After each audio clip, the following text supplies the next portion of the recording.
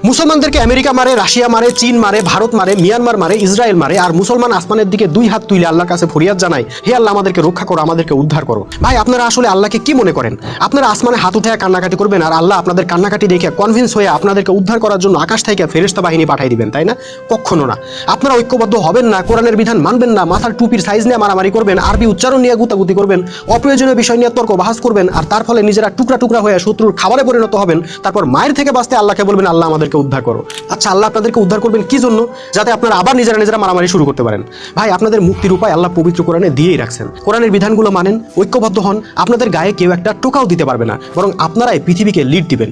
আপনারা যদি সেই মোমেন জাতি হইতে পারেন তাহলে কান্নাকাটি করা লাগবে না ভাই। যখন প্রয়োজন হবে আল্লাহ নিজেই আসমান থেকে বাহিনী পাঠিয়ে আপনাদেরকে সাহায্য করবেন। মনে রাখতে হবে 1400 বছর আগে যে আল্লাহ ছিলেন এখনো তিনি আছেন।